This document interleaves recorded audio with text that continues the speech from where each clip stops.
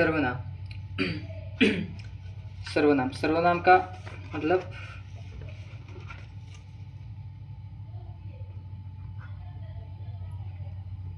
सर्वनाम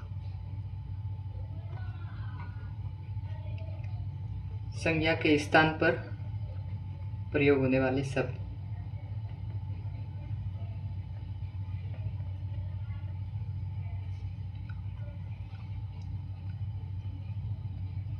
यानी वे शब्द जो संज्ञा के स्थान पर प्रयोग होते हैं वे सर्वनाम कहलाते हैं। जैसे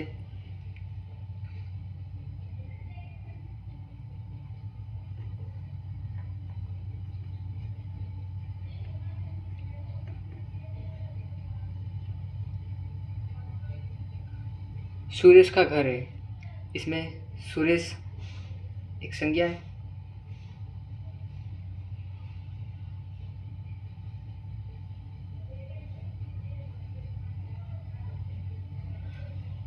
ठीक है,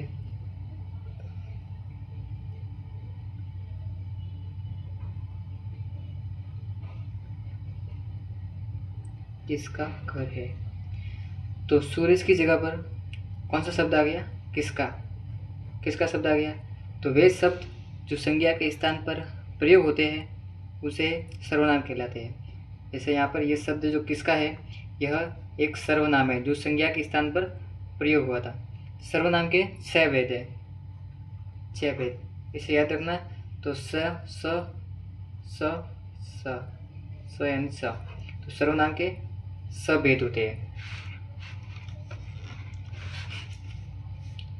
ठीक है, तो सर्वनाम वो होते हैं जो संज्ञा के स्थान पर प्रयोग होकर भाषा में या फिर वाक्य में सुंदरता लाते हैं। जैसे किसी भी कहानी में किसी भी पात्र का नाम एक बार ही आता है। जैसे किसी जंगल में एक शेर रहता था, तो उसके बाद में शेर का नाम बार बार नहीं आएगा। उसकी जगह पर वह बहुत खतरनाक था, वह बहुत आलसी था, वह बहुत लालची था, वहाँ वैसे वो शब्द आएंगे। शेर बार बार शेर का नाम नहीं दोहराए जाएंगे। तो जो सर्वनाम होते हैं वे वाक्य में प्रयोग होकर वाक्यों की सरलता बनाते हैं और सुंदरता बनाते हैं। सर्वनाम के 6 भेद है। सबसे पहला है पुरुषवाचक, दूसरा निश्चयवाचक, तीसरा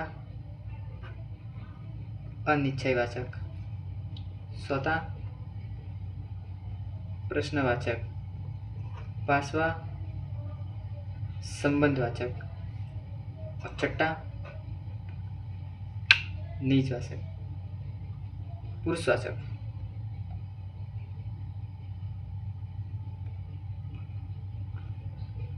पुरुषवाचक में वे शब्द आते हैं जिसमें एक वक्ता होता है। वक्ता यानी बोलने वाला, जो बोलता है उसे वक्ता कहते हैं। एक श्रोता होता है, श्रोता यानी कि जो सुनता है।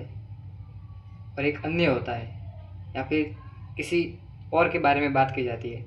वक्ता यानी कि इसमें वे शब्द आएंगे जो संज्ञा के स्थान पर इस तरह प्रयोग हुए कि जिससे वक्ता होता है, जो बोलने वाला होता है, वो स्वयं के लिए शब्द प्रयोग लेते हैं। जैसे कि मैं, मेरा, ये सब शब्द जो होते हैं ये प्रयोग होकर मेरे खुद के बारे में जानकारी देते हैं। जो शब्द मेरे खुद के बारे में जानकारी देते हैं वे पुरुषवाचक में आते हैं। दूसरा, वे शब्द जो सुनने वाले के बारे में हमें बताते हैं वे श्रोता में आते हैं, जो कि वो भी पुरुषवाचक में आते हैं। और श्रोता में कैसे? जैसे कि तुम, तुमने, तुमने। अगर दो जने बात कर रहे हैं तो मैं अगले वाले जो सुन रहा है मेरी बात, मैं उसके लिए जो शब्द प्रयोग करेगा वे कौन से होंगे? तुम, तुमने। और अपने के लिए कौन से होगा? मेरा, मैं। और अन्य के लिए कौन कौन से शब्द होंगे? जैसे कि वह वहाँ गया था, उसने उसको देखा, वगैरह वगैरह। ठीक है, तो पुरुषवाचक में 3 प्रकार के शब्द आते हैं। एक तो वक्ता जो स्वयं के लिए प्रयोग करता है, एक श्रोता जो उसकी बात सुन रहा है उसके लिए प्रयोग कर रहा है, और एक होता है अन्य जो किसी और के बारे में बात की जा रही है जो वहाँ पर अभी मौजूद नहीं है। इसमें जो निम्नलिखित आते हैं जैसे मैं और मेरा ये ऐसे शब्द है जो खुद के लिए प्रयोग होते हैं। मैं, मेरा, हम, हमारा ये स्वयं के लिए प्रयोग होता है। हम, हमारा, मुझको, हमको, मैंने, हमने, हमें, मुझे, ये बोलने वाला खुद के लिए प्रयोग करता है। ठीक है। इसके अलावा तुम, तूने, तुम्हारे ये शब्द सुनने वाले के लिए, और वो, वहाँ ये शब्द अन्य में आते हैं। जैसे कि कोई वाक्य आ गया, मैंने अपना खाना खा लिया, तो इसमें जो सर्वनाम है वो है मैंने। ये मैंने किसकी जानकारी दे रहा है? मेरे स्वयं की जानकारी दे रहा है। तो जो सर्वनाम मेरे स्वयं की जानकारी देता है वो पुरुषवाचक में आता है।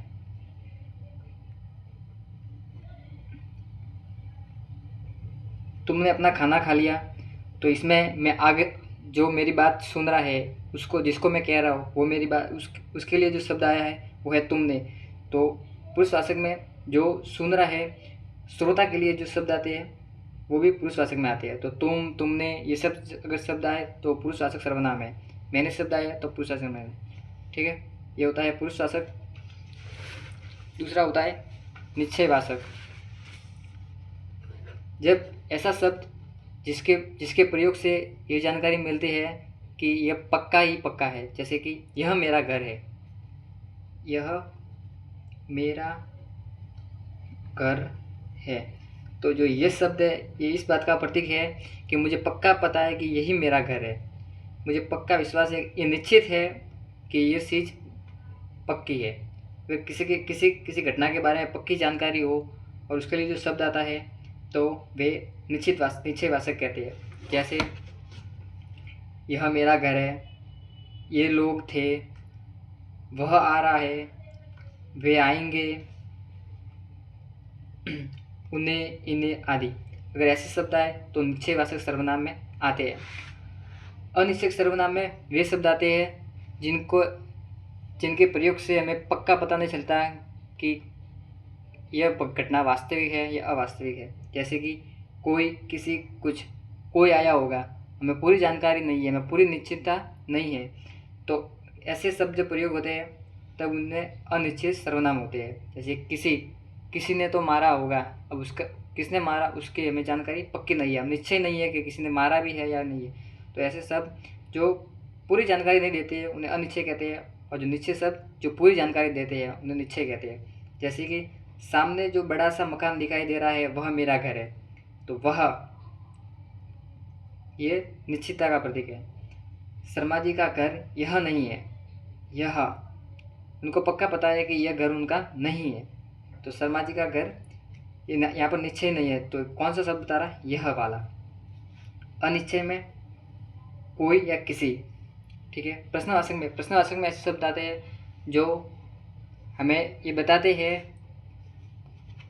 कि ये शब्द क्या है, या फिर ऐसे शब्द जो हमें प्रश्न का भाव उत्पन्न कराते हैं। जैसे दीवार के ऊपर कौन है, ये कौन शब्द हमें पूछ रहा है।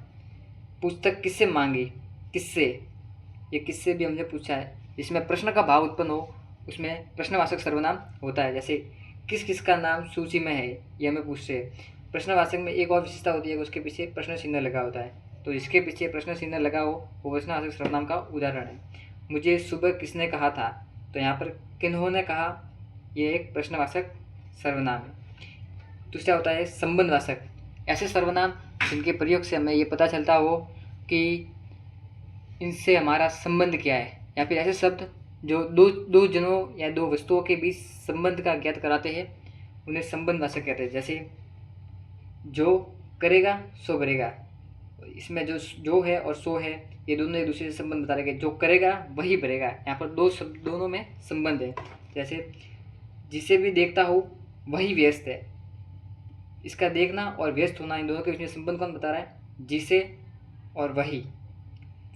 जैसा करोगे वैसा भरोगे, तो जैसा वैसा, जैसा वैसा, जैसे वही, वह जो, जिसको उसको, जिसके उसको, जैसी वैसी, ये सारे शब्द संबंध को बताते हैं, यानी कि ये उससे संबंध का ज्ञात कराते हैं। जैसे मेरा जो भाई तुम्हें मिला था वह सामने खड़ा था। मेरा, तो यहाँ पर मेरा, यहाँ पर जो शब्द है, जो शब्द है वो संबंधवाचक है। तो संबंधवाचक में वे शब्द आते हैं जो एक दूसरे से संबंध बनाते हैं, जिनके बोलने से एक दूसरे का संबंध का पता चलता है। तो संबंधवाचक में ये आगे फिर आता है निजवाचक सर्वनाम। निजवाचक सर्वनाम ऐसा सर्वनाम जिसका उद्देश्य स्वयं के बारे में बोलना हो, वो निजवाचक कहलाता है। जैसे मैं अपना कार्य स्वयं करूँगा, तो स्वयं, आप, मैं अपना काम आप करता हो, आप करता हो यानी कि मैं अपना काम अपने आप करता हूँ, अपने आप के नहीं, स्वयं के लिए। अगर स्वयं के लिए कोई बात बोल रहा हो तो उसमें निजवाचक सर्वनाम आएगा। इसमें कुछ शब्द वही आते हैं जैसे कि आप, स्वयं, खुद, निज, निज यानी कि अपना। तो अपने आप, मैं, अपना, निज, अगर ये सब शब्द आए तो उसमें निजवाचक सर्वनाम। निजवाचक सर्वनाम यानी कि जिसमें खुद की बात कर रहे हो। ये भी एक पुरुषवाचक का सर्वनाम का ही अलग से उसी का ही भेद है, पर उसे अलग रखा गया है, उसे निजवाचक सर्वनाम कहते हैं। निजवाचक सर्वनाम जिसमें कि अपना या आप, सबसे मेन पुरुष जिसमें आप शब्द आए और जिसमें निज शब्द आए, अगर ये दो शब्द आते हैं तो उसमें निजवाचक सर्वनाम कहते हैं। अभी पुरुषवाचक सर्वनाम के भी 3 भेद है।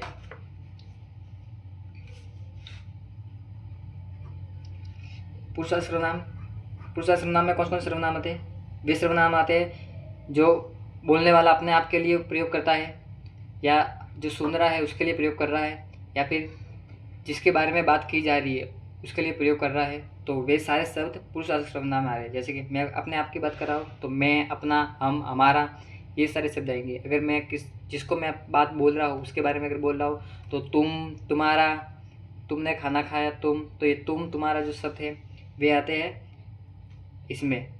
और तीसरा, उसने खाना खाया होगा, वे आए थे, अगर ऐसे शब्द आए तो वे सारे इसमें आते हैं। तो जो वक्ता स्वयं के लिए, जो श्रोता के लिए और अन्य के लिए,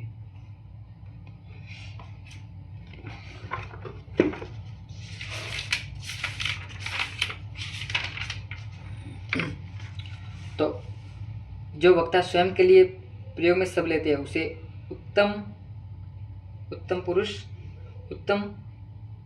पुरुषवाचक सर्वनाम कहते हैं। कौन सा? उत्तम। और जो श्रोता है उसे मध्यम, जो श्रोता है, जो सुन रहा है अपनी बात के लिए, उसमें मध्यम पुरुष सर्वनाम होता है। और जो अन्य के लिए होता है उसे अन्य पुरुष कहते हैं। जो किसी और के लिए बात की जा रही है उसे अन्य पुरुष में रख देते हैं। जैसे कि उत्तम पुरुष में कौन कौन से शब्द आते हैं? मैं, मेरा, हम, हमारा, ये सारे उत्तम पुरुष में। मध्यम पुरुष में तुम, तुम्हारा, तुम सबका, ये मध्यम पुरुषवाचक सर्वनाम का उदाहरण है। अन्य में वे, वहाँ, उसकी, ये सब शब्द अन्य में आते हैं। ठीक, तो पुरुषवाचक सर्वनाम में ये वाले शब्द आते हैं, मैं, हम, तुम, तुम्हारा, आप, वह, वे, ये पुरुषवाचक में। निश्चयवाचक में ऐसे शब्द आएंगे जो निश्चितता को बताते हैं कि हाँ ये तो पक्की होगी। जैसे कि यह मेरा घर है, तो यह शब्द है, जो यह शब्द है यह निश्चितवाचक सर्वनाम का उदाहरण है। और अनिश्चयवाचक जिसके प्रयोग से हमें पता नहीं चलता है कि ये वास्तविक है या अवास्तविक है। जैसे कि किसी ने उसको मारा होगा, किसी ने तो उसको मारा होगा, तो किसी ने से पता नहीं चल रहा है कि उसने उसके मारा है या नहीं मारा है। कोई आया था, कौन आया था इसका निश्चय नहीं है, तो अनिश्चय है। तो कोई शब्द अनिश्चय सर्वनाम का उदाहरण है। इसके बाद प्रश्नवाचक, ऐसे शब्द जो प्रश्न का बोध करते हैं। जैसे कि तुम कौन हो, ये बुक किसने दी, तो ये किसने और कौन, ये प्रश्नवाचक सर्वनाम का उदाहरण है। निजवाचक में बस 2 ही शब्द मेन है। आप, अगर किसी प्रश्न में आप शब्द आए, मैं अपना कार्य अपने आप कर लूँगा, या फिर मैं अपना कार्य स्वयं कर लूँगा, आप और स्वयं शब्द 2 शब्द आए तो उसमें निजवाचक सर्वनाम है। पुरुषवाचक में मैं, हम, तुम, ये, तो ये सारे थे सर्वनाम।